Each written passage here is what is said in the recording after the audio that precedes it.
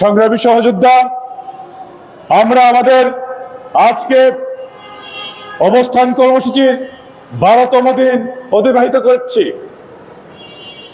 আমাদের অটিস্টিক এবং প্রতিবন্ধী বিদ্যালয়গুলোর স্বীকৃতি এবং এমপির জন্য আমাদের এই অবস্থান কর্মসূচি। আমরা বৈষম্যের শিকার হয়েছে, আমাদের বিদ্যালয়গুলো স্বীকৃতি এমপি হচ্ছিল না।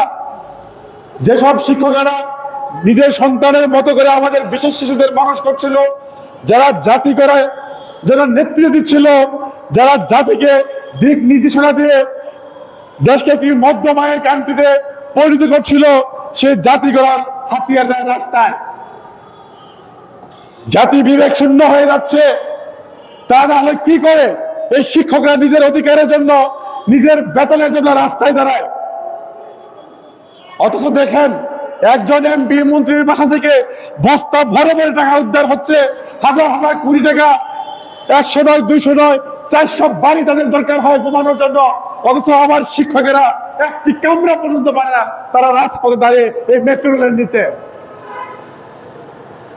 প্রিয় সহযোদ্ধা বৃন্দরা, আমাদের অনেকের আঙ্গুল ফুলে কলা গাছ হয়েছে, অনেকে রাতারাতি হাজার হাজার কোটি টাকার মালিক হয়েছে, কিন্তু যে শিক্ষকেরা নিজেদের জীবন তিল তিল করে এই অটিস্টিক প্রতিবন্ধী শিশুদের মানুষ করছে, তাদের মৌলিক অধিকার পূরণ হয় না। তারা তাদের দুমুঠো খামারের জন্য আজ রাস্তায় 12 দিন দাঁড়িয়ে থাকতে হয় না।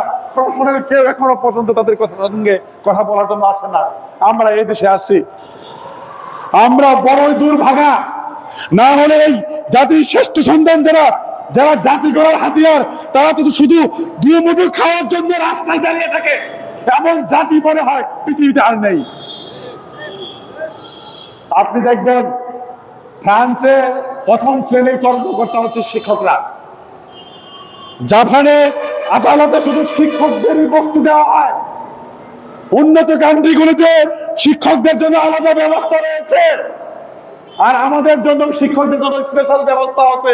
রাস্তায় দাঁড়িয়ে থাকলেও তাদের ন্যায্য অধিকার আদায় হয় না। আমার মনে হয় এর চেয়ে দুর্ভাগ্য জাতি পৃথিবীতে আর আছে বলে আমার মনে হয় না।